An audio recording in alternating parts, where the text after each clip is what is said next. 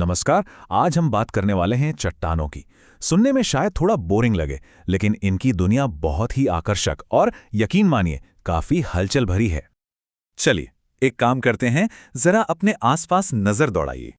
क्या दिखता है? घर की दीवारें हैं, सड़कें हैं, दूर दिखते पहाड़ हैं।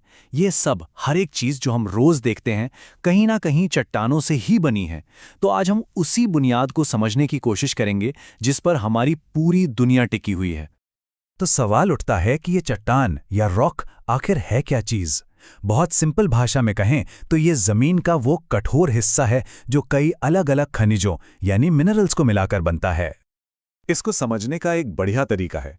मान लीजिए कि एक चट्टान एक केक की तरह है, तो जो खनिज हैं वो उस केक को बनाने वाले इंग्रेडिएंट्स हैं, जैसे मैदा, चीनी, अंडे।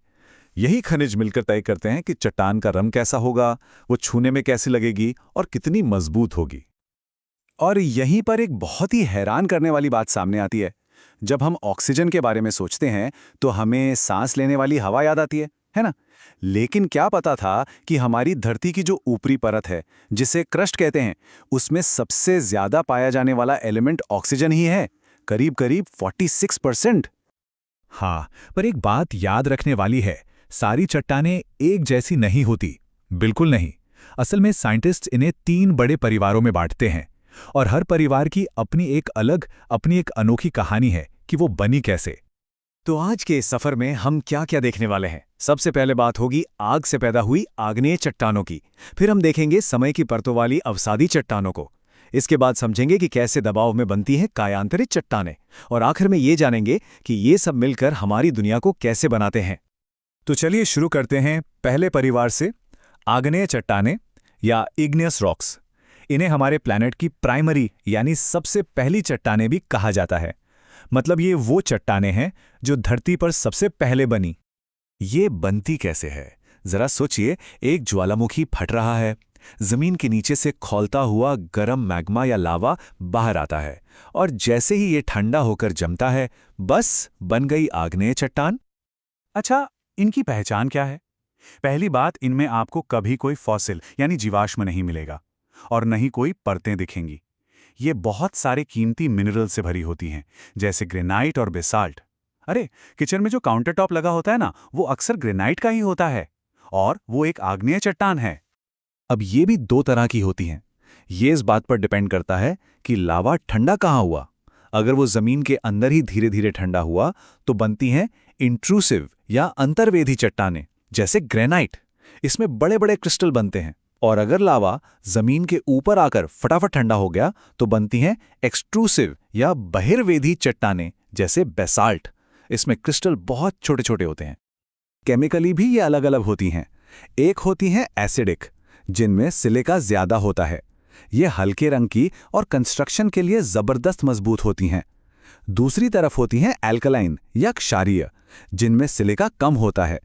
इनका रंग गहरा होता है और इनमें सोना, तांबा जैसी कीमती धातुएं मिलने के चांस होते हैं। और हाँ, इनसे उपजाऊ काली मिट्टी भी बनती है। तो ये तो थी आग से बनी चट्टानों की कहानी। अब चलते हैं दूसरे अध्याय पर, जो समय की परतों में लिखा गया है। ये है अवसादी चट्टानें या सेडिमेंट्री रॉक्स, और इनकी खासियत यह है कि ये दूसरी चट्टानों के टुकड़ों से बनती हैं। जरा सोचिए, लाखों साल तक हवा, पानी, बारिश ये सब मिलकर पुरानी चट्टानों को तोड़ते रहते हैं छोटे छोटे टुकड़ों में। फिर ये टुकड़े नदी नालों के साथ बहकर कहीं और जाकर जमा हो जाते हैं, परत दर परत। और फिर ऊपर से पड़ते दबाव के कारण ये टुकड़े आपस में सीमेंट की तरह जुड़ जाते हैं और बन जाती है एक बिल्कुल नई चट्टान। इस पूरे प्रोसेस का एक नाम है डेन्यूडेशन। इसके 4 स्टेप्स हैं। पहला, वेदरिंग, मतलब चट्टानों का टूटना। दूसरा, ट्रांसपोर्टेशन, यानी उन टुकड़ों का हवा पानी के साथ बहना। तीसरा, डिपोजिशन, मतलब टुकड़ों का कहीं जाकर जमना। और चौथा और आखिरी स्टेप है कॉम्पैक्शन और सीमेंटेशन, जिसमें दबाव से वो सब जुड़कर पत्थर बन जाते हैं। इन अवसादी चट्टानों की कुछ बहुत ही खास पहचान है।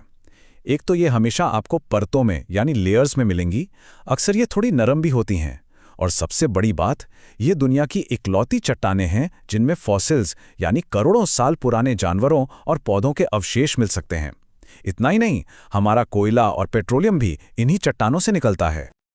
और ये हमारी जिंदगी में हर जगह हैं। दिल्ली का मशहूर लाल किला, वो सैंडस्टोन यानी बलुआ पत्थर से बना है। घरों में लगने वाली ईंटें शेल नाम की चट्टान से बनती हैं। सीमेंट के लिए चूना पत्थर यानी लाइमस्टोन चाहिए।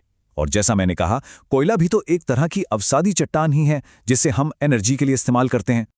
और ये कितनी ज्यादा फैली हुई हैं, इसका अंदाजा बस इस एक आंकड़े से लगा लीजिए। हमारी धरती की सतह का 75% हिस्सा इन्हीं अवसादी चट्टानों से ढका है। चलिए, अब कहानी में आता है सबसे ड्रामेटिक मोड़। बात करते हैं तीसरे परिवार की, कायांतरित या मेटामॉर्फिक चट्टानें। इनका तो नाम ही है कायांतरण यानी रूप बदलना। ये वो चट्टानें हैं जो एक जबरदस्त ट्रांसफॉर्मेशन से गुजरती हैं। इसको ऐसे समझिए, कोई भी पुरानी चट्टान ले लीजिए, चाहे वो आग से बनी आग्नेय हो या परतों वाली अवसादी। जब वो चट्टान जमीन के बहुत नीचे दब जाती है, जहां जबरदस्त गर्मी और प्रेशर होता है, तो वो पिघलती नहीं है, बल्कि अपना रूप बदल लेती है। उसका पूरा केमिकल स्ट्रक्चर, उसकी बनावट, सब कुछ बदल जाता है और जन्म होता है एक बिल्कुल नई चट्टान का। इसका सबसे बेस्ट एग्जाम्पल है कोयले का हीरे में बदलना।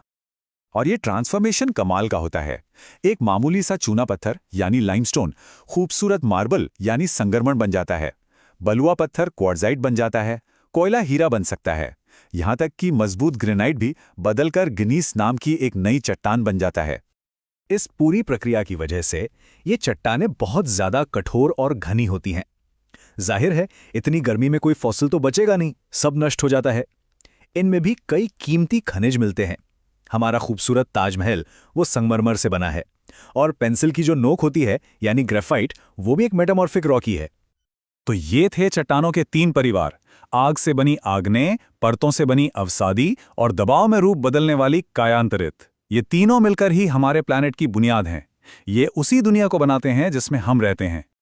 तो अगली बार जब कोई पहाड़ देखें, किसी पत्थर पे पैर रखें या किसी पुरानी पत्थर की इमारत को देखें, तो एक पल के लिए रुकिएगा और सोचिएगा कि हमारे पैरों के नीचे की जमीन शांत नहीं है। ये तो बनने, बिगड़ने और लगातार बदलते रहने की एक बहुत धीमी कहानी है। एक ऐसी कहानी जो करोड़ों अरबों सालों से चल रही है और चलती रहेगी।